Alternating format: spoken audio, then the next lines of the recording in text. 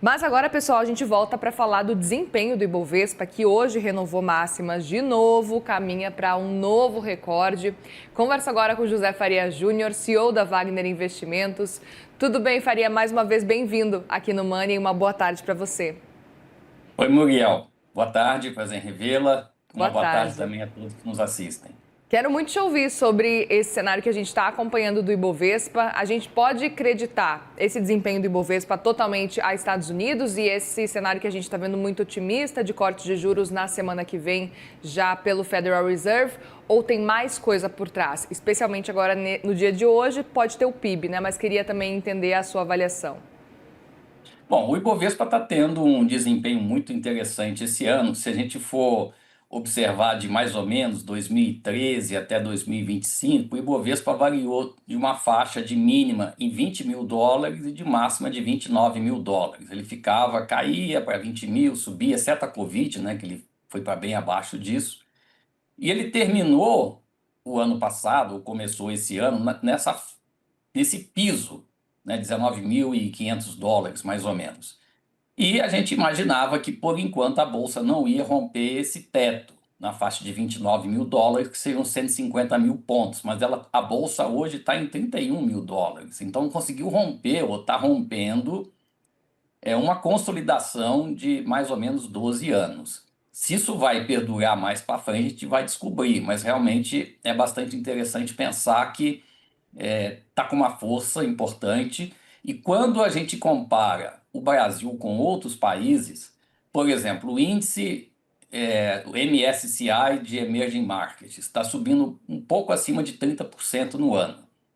Dentro desse índice, você tem a China, que sobe 30%, a Argentina, que sobe 5% no ano, México, que sobe 10% no ano, ou seja, menos, né?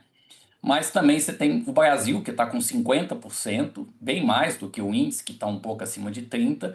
Porém, Chile, Colômbia e África do Sul sobem entre 55% e 60%, e a Coreia do Sul, 70%. Então, a Bolsa brasileira está subindo muito, mas não é a bolsa que mais sobe no mundo, e está subindo bem compatível com as principais bolsas concorrentes emergentes. Então, a gente tem um ambiente macro global amplamente favorável. O S&P está subindo, vamos arredondar aqui, 15%, a Nasdaq mais ou menos 20% esse ano, bem menos, né, do que a bolsa emergente, justamente porque houve uma rotação de aplicação de bolsa Estados Unidos para outros países, e qualquer dinheiro que entra no emergente, principalmente no Brasil, é muito. Então tem esse pano de fundo. Semana que vem vai ter o corte de juros, talvez o último do Powell, na melhor das hipóteses, o penúltimo, né? E o mercado fica animado, né, com os Estados Unidos cortando os juros. Então, esse pano de fundo emergente, saída dos Estados Unidos e corte de juros americano ajuda bastante. Aqui dentro, o PIB, na nossa opinião, ele está bastante retrovisor, porque a gente já imaginava essa queda do terceiro TRI, porém, quando a gente pega o PMI, principalmente o PMI consolidado, já mostra uma recuperação do quarto TRI, não que a gente vai ter um PIB muito acima de 2% por enquanto anual, mas já mostra uma recuperação. Porém, como ele veio um pouco mais fraco, o que está acontecendo com as taxas de juros? Estão caindo muito. E chama atenção a NTN-B de 2035, que é o juro real de 10 anos. Esse juro real, que até outro dia estava 7,60, 7,70, há um mês por aí, hoje está 7,10. Ou seja, o juro real do Brasil caiu pelo menos meio ponto percentual. E isso ajuda muito a bolsa.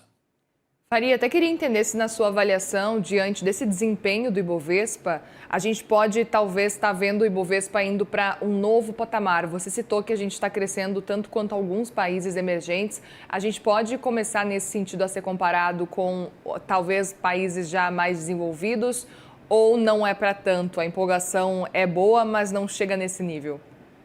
Não, ainda não. Só para completar, a gente tem aí também a questão dos dividendos. Tem muitas empresas que estão antecipando o pagamento de dividendos, então isso também, nem tudo vai ser pago esse ano, parte vai ser pago, mas vai ser distribuído. Isso gera um fluxo de investimento. O valuation da bolsa ainda está barato, você tem poucas empresas negociadas no Ibovespa, a gente tinha muito mais empresas no passado do que hoje.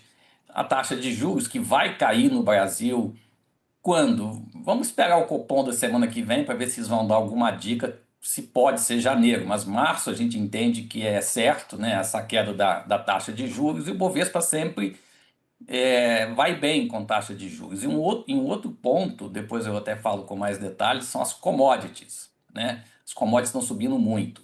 Só que o Brasil, dentro do índice emergente, ele tem um peso muito pequeno. Já foi mais relevante no passado, mas como a Bolsa Brasileira começou a perder muito fôlego, o Bovespa chegou a um pouco mais de 50 mil dólares, isso lá em 2008, quando a Bolsa estava a 75 mil pontos e fizemos a máxima histórica. Você vai dizer, hoje está o dobro. Não, em dólar não é.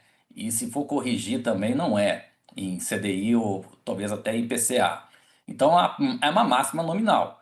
E naquela época a Bolsa tinha um peso muito maior, né, há anos atrás, quando a gente era inclusive investment grade, que pôde entrar muito recurso aqui de fundos de pensão pelo Brasil ser grau de investimento. Então o Brasil tinha um peso maior no índice. Hoje o nosso peso ele é bem menor. Tá? E por não sermos grau de investimento, os fundos de pensão não podem investir no Brasil. Perfeito. Outro ponto que eu queria entender também na sua avaliação, Faria, é o fato de que a gente está vendo o Ibovespa com esse desempenho muito acima do que a gente estava projetando, inclusive, para esse ano, mas, ao mesmo tempo, a gente está acompanhando um cenário de escassez de IPOs. Como é que você enxerga esse cenário? Porque a gente está vendo quase uma contradição, ao mesmo tempo em que, claro, a gente tem um cenário de juros altos que também acaba afastando também novos IPOs. Como é que você estava enxergando?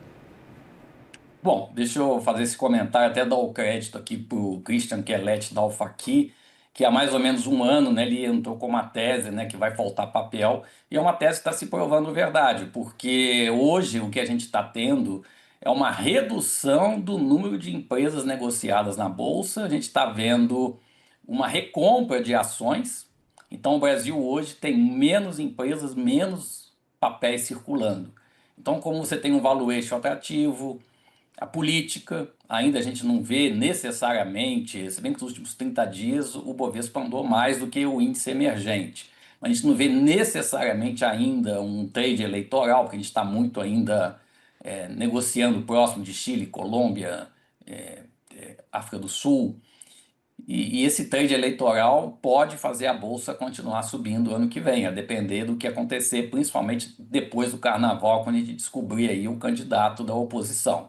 Então a gente tem vários fatores: dividendo, pouco papel, valuation, commodities, juros Selic caindo, você tem uma conjunção de fatores de curto prazo, e se realmente houver, acontecer a mudança do pêndulo político, o Bovespa pode entrar numa outra fase, e aí seria muito mais razoável, né, o Brasil com uma taxa de juros mais baixa, que hoje a gente, só para lembrar, né, o Banco Central considera a taxa de juros neutra 5%, quer dizer, deveria ser 5% acima da inflação, hoje nós estamos em 10%. Isso mata qualquer empresa de querer fazer um IPO, né? Então, com um juro mais baixo, é uma mudança aí na política fiscal, né? Um governo mais responsável, as empresas devem voltar a abrir capital. Mas, por enquanto, eu acho até para o ano que vem um pouco difícil até ter uma ideia do que vai acontecer na sucessão. Muito bem, José Faria Júnior, CEO da Wagner Investimentos, obrigada mais uma vez pela conversa aqui. Volte sempre, um bom fim de semana já para você, praticamente aí sexta-feira já. Tá bom, muito obrigado para todos vocês também. Obrigada.